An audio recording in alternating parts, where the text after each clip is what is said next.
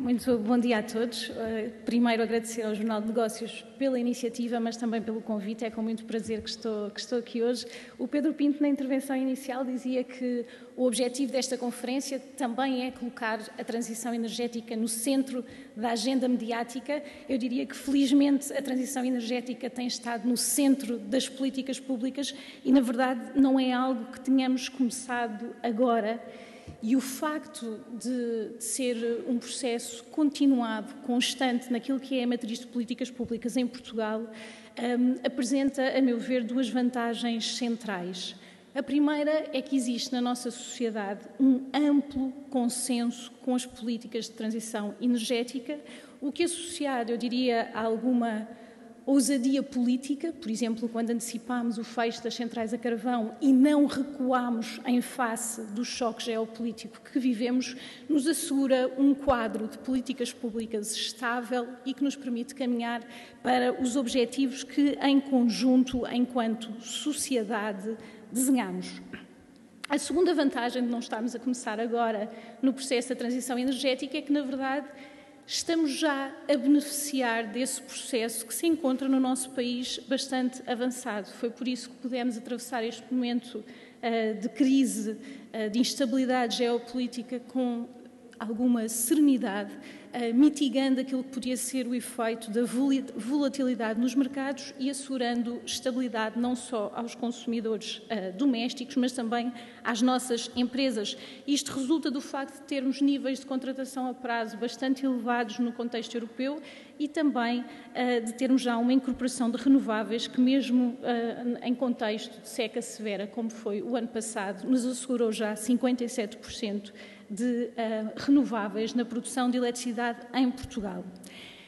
O que queremos fazer agora é muito claro, queremos acelerar este processo de transição energética e queremos fazê-lo naturalmente recorrendo aos nossos recursos endógenos. Por isso mesmo antecipámos a meta que tínhamos de 80% de incorporação de renováveis na produção de eletricidade já para 2026, o objetivo inicial era 2030, portanto estamos a acelerar este processo e 80%, como bem sabemos, é um objetivo ambicioso, mas é um objetivo que estamos determinados a cumprir. E é precisamente neste contexto de renovada ambição que estamos neste momento a rever aquilo que são os nossos documentos estratégicos, o Plano Nacional de Energia e Clima e o roteiro para a neutralidade carbónica. Teremos uma primeira versão no final deste primeiro semestre. E a revisão desses documentos estratégicos é também um momento para o país acordar naquilo que são os nossos objetivos para o futuro, naquilo que queremos que o nosso país seja em 2030 e convido-os, portanto, a participarem na consulta pública que está neste momento aberta e que nos permitirá, então, estabelecer quais é que são estas novas metas, estabelecer quais é que são os nossos objetivos, sabendo nós muito bem que o caminho é em frente e que queremos continuar a acelerar o processo que já começamos. Para cada fonte de energia renovável, o Governo tem assumido uma estratégia específica. Por um lado, queremos maximizar o potencial daquilo que já existe no nosso país e que é muito, e por isso mesmo, quando falamos de eólica onshore, a estratégia tem passado sobretudo pelo reequipamento daquilo que já existe. Temos também simplificado os processos de hibridização para conseguirmos combinar diferentes fontes de energias renováveis e assim maximizar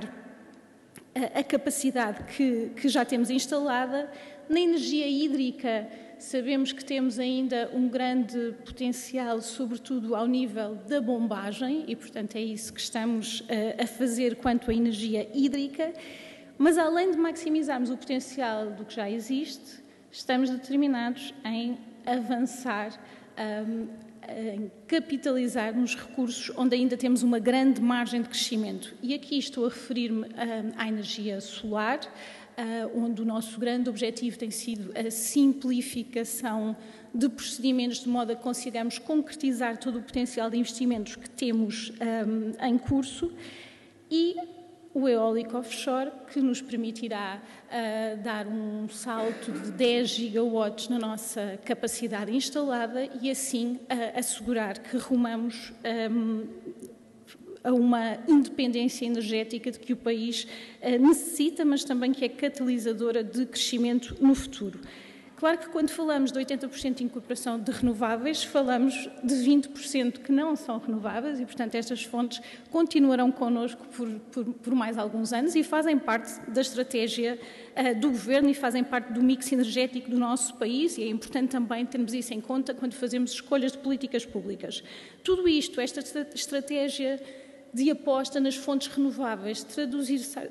irá traduzir-se em mais investimento no nosso país, isso não há dúvida nenhuma. Temos avançado o número dos 60 mil milhões de euros que surgirão na sequência desta estratégia e destas metas que definimos para o país, mas não podemos esquecer que, na verdade, quando falamos deste investimento direto, falamos também de todo um efeito de arrastamento ao longo de toda a cadeia de valor que nós, no nosso dia-a-dia, no nosso trabalho, temos visto materializar-se de uma forma muito expressiva. Temos, por um lado, produtores de equipamentos, por exemplo, que vão fornecer os novos parques eólicos offshore, a quererem instalar-se no nosso país, e depois temos a jusante da cadeia de valor, os produtores de hidrogénio ou os produtores de aço verde que vão beneficiar, que vão utilizar, que vão criar empregos com base nesta energia verde, fiável e a preços muito competitivos que o país é capaz de produzir. Em que é que as políticas públicas podem contribuir para estes objetivos? Bom, desde logo, as políticas públicas têm sido políticas de simplificação de procedimentos e este é um aspecto absolutamente essencial porque não podemos acelerar a transição energética se não tivermos um enquadramento regulatório e, sobretudo, uma administração pública capaz de acompanhar este ritmo. E é isso que temos feito, precisamente, nestas duas vertentes. Por um lado, a simplificação de procedimentos, por outro lado, e este segundo processo está em curso, o da capacitação, da dotação de meios da nossa administração pública. O segundo aspecto em que a política pública pode dar um contributo importante para a transformação que todos queremos para o país é o da clareza regulatória, e aqui há uma dimensão europeia muito relevante e Portugal tem procurado sempre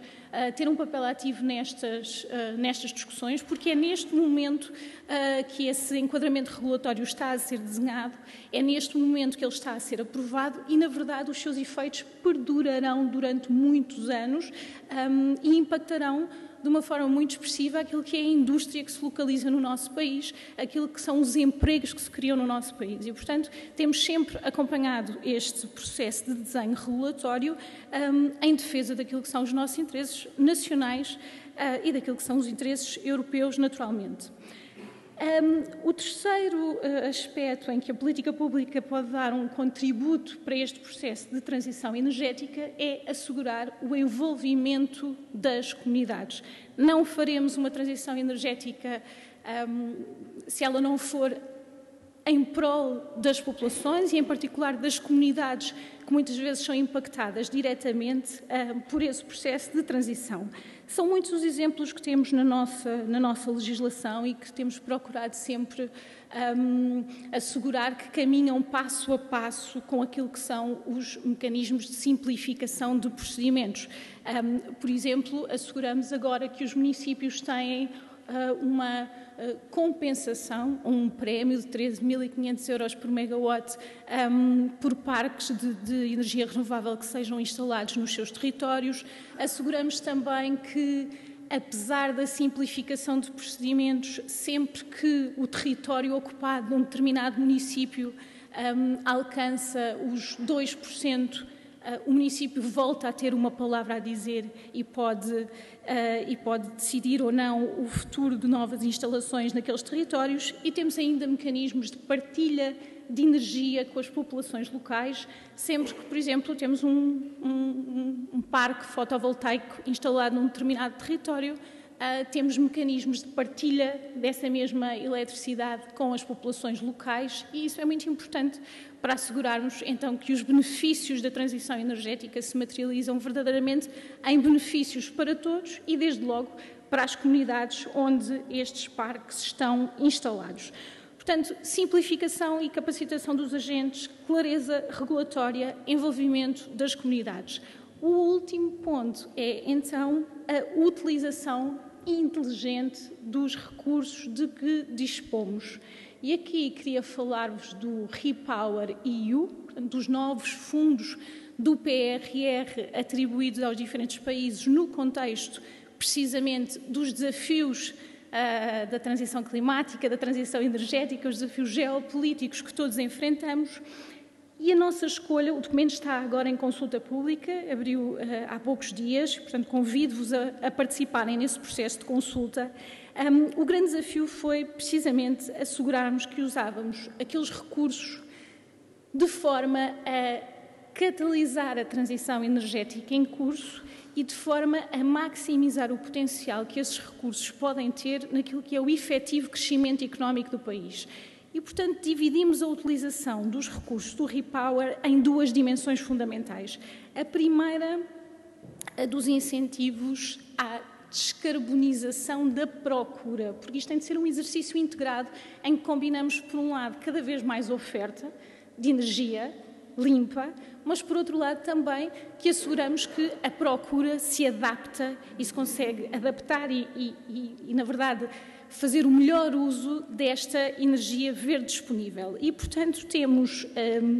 três linhas fundamentais, uma dedicada à eficiência energética dos edifícios, uma dedicada à descarbonização dos transportes e outra ainda à descarbonização da indústria, que, como sabemos, são três vetores fundamentais das emissões no nosso país e não só, e, portanto, nenhuma estratégia de transição energética, nenhuma estratégia de descarbonização será efetivamente eficaz se não combinar estes elementos de incentivo à descarbonização da procura. Além destas três linhas, temos depois o reforço daquilo que tem sido a nossa estratégia do lado da oferta, ou seja, assegurar que a transição energética em curso dispõe das condições de que necessita para se materializar no nosso país da forma mais eficaz possível. E, portanto, aqui temos 5 linhas fundamentais. A primeira delas consiste no apoio ao desenvolvimento, à instalação no nosso país dos equipamentos que são necessários à transição energética. Dava-vos o exemplo há pouco, por exemplo, das torres eólicas offshore, que podem e devem ser produzidas no nosso país. A incorporação deste valor deve ficar no nosso país, não só pelo potencial que o nosso próprio concurso do eólico offshore tem, mas também pelas oportunidades até de exportação nesse segmento. E, portanto, esta é uma das principais linhas que temos no nosso REPower, o apoio ao desenvolvimento no nosso país das tecnologias que são necessárias à concretização dos projetos de fontes renováveis no nosso país. É assim que maximizamos o valor da transição energética, é assim que criamos empregos, é assim que asseguramos que, efetivamente, o valor acrescentado desta transição permanece no nosso país. Uma outra linha que temos no REPowerEU é dedicada precisamente aos estudos técnicos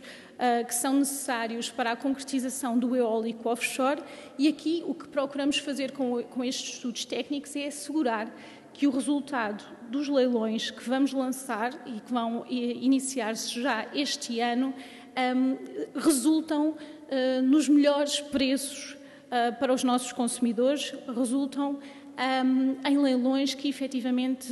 protegem aquilo que são os interesses nacionais. A terceira linha que temos no âmbito das condições catalisadoras para a promoção de energias renováveis no nosso país é o reforço da linha de apoio aos projetos de hidrogénio e gases renováveis, porque, mais uma vez, sabemos que a descarbonização do país, e em particular de algumas indústrias, não vai ocorrer sem hidrogénio e sem gases renováveis. A quarta linha consiste num mecanismo de apoio àquilo que é a flexibilidade da nossa rede, porque muitas vezes falamos na maximização do potencial das energias renováveis no nosso país, em particular da eletricidade, mas isso não é possível acontecer se não tivermos uma rede que acompanhe essas necessidades. E, portanto, o que incluímos no nosso PRR, em particular no capítulo do Repower, é uma estratégia de gestão daquilo que é a nossa rede presente e futura, que permita efetivamente que os produtores de eletricidade e os consumidores de eletricidade veem as suas necessidades satisfeitas de uma forma que esteja alinhada com aquilo que são os interesses do país. E, finalmente, porque falamos todos os dias com investidores, falamos todos os dias com promotores, falamos todos os dias com a nossa administração pública, sabemos que o processo de simplificação que ocorreu foi um processo muito importante, mas sabemos também que é preciso agilizar ainda mais a forma como a administração pública se relaciona, é preciso dotar esta administração pública de meios, é preciso desenvolver ferramentas digitais que permitam que os processos fluam da forma que todos gostaríamos. E por isso mesmo, a quinta linha que criámos e que incluímos neste Repower EU é precisamente a constituição de uma one-stop shop para o licenciamento e que irá integrar diferentes organismos da administração pública. Portanto, tudo isto contribuirá para acelerar o processo de transição energética que está em curso. Como vos disse e como sabem muito bem, não estamos de facto a começar agora, mas este é o momento para imprimir um novo ritmo. Este é o momento, de facto, para termos aqui um processo de transformação a que o país não assistiu nas últimas décadas. A energia verde fiável, a preços competitivos, associada a este país seguro, estável que temos e com cada vez mais recursos muitíssimo qualificados, e aqui estou a falar de pessoas muito qualificadas com as competências de que precisamos, tudo isto é de facto uma oportunidade única para fazer crescer o país. Entendemos a transição energética como não apenas uma forma de cumprirmos os objetivos climáticos a que nos propusemos e com os quais estamos plenamente comprometidos, mas também como uma forma de garantir a segurança de abastecimentos do nosso país e ainda como uma forma de nos industrializarmos e de criarmos empregos verdes. É de facto uma oportunidade única de termos um país cada vez mais industrial e é para isso que trabalhamos todos os dias. Como elemento transversal a todas estas dimensões, procuramos sempre assegurar que esta transição é feita de forma justa, sem deixar ninguém, mas também sem deixar nenhum território para trás. Muito obrigada.